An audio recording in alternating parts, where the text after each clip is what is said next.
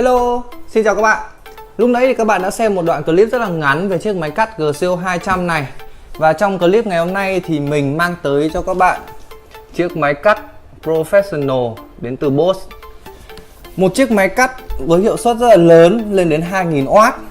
Và nó có một số tính năng khá là hay ho mình muốn chia sẻ trong clip ngày hôm nay. Hãy cùng mình theo dõi nhé. Mình là Ngọc đến từ công ty trách nhiệm hữu hạn mạng trực tuyến Vaza.vn.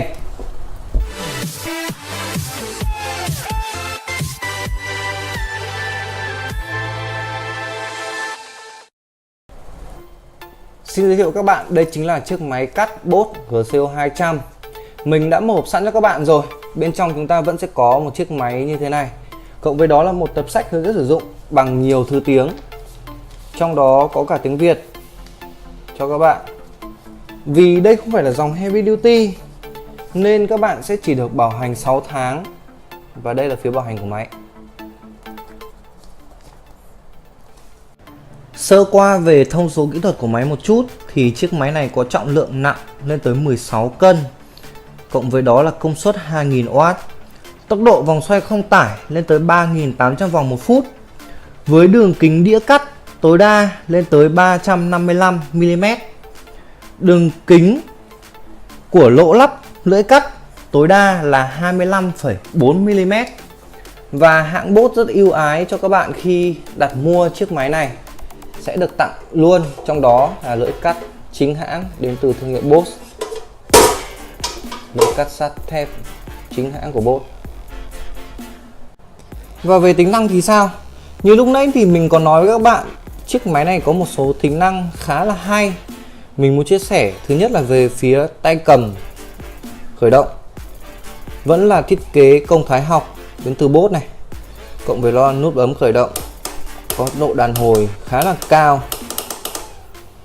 Chiếc máy này không giống như những cái dòng máy cắt trên thị trường thì hãng Bosch sẽ thêm cho các bạn một cái nút chức năng, đó là nút khóa để cho máy hoạt động liên tục. Các bạn ấn nút khởi động này và giữ nút khóa, ấn nút khóa vào thì máy sẽ luôn quay, tạo nên một cái tốc độ xử lý công việc rất là nhanh. Thoát trợ tự động, các bạn ấn lại vào nút thì chế độ khóa sẽ bật ra. Và ngoài ra thì máy không chỉ có cắt thẳng mà các bạn có thể cắt vát với một góc vát tối đa lên tới 45 độ. Khi các bạn muốn vào trong trạng thái cắt vát thì với một con vít 6 cạnh như ở đây gắn đi kèm theo máy, các bạn tháo khu vực này ra để chỉnh độ nghiêng của góc vát theo ý thích của các bạn. Chiếc máy cắt Bosch GCO 200 này có thể cắt ống tròn với đường kính tối đa là 129mm, ống hình vuông với chiều dài tối đa 119mm, ống hình hộp với chiều dài nhân với chiều rộng là 196 x 100mm, ống hình tam giác với chiều tối đa là 130mm.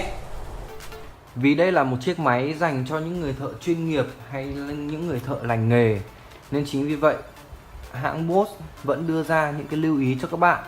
Ở trong hướng dẫn sử dụng, hãng đã có những cái biểu tượng rất là rõ ràng để các bạn lưu ý. Ví dụ như là hãy mang dụng cụ bảo vệ tai để tránh tiếp xúc với tiếng ồn một thời gian dài, mang kính bảo hộ, mang mặt nạ chống bụi, mang găng tay bảo hộ. Tất cả những lưu ý này đều giúp cho các bạn an toàn hơn trong quá trình sử dụng máy. Vậy là trong clip ngày hôm nay thì mình đã mang tới cho các bạn chiếc máy cắt Bosch GCO 200.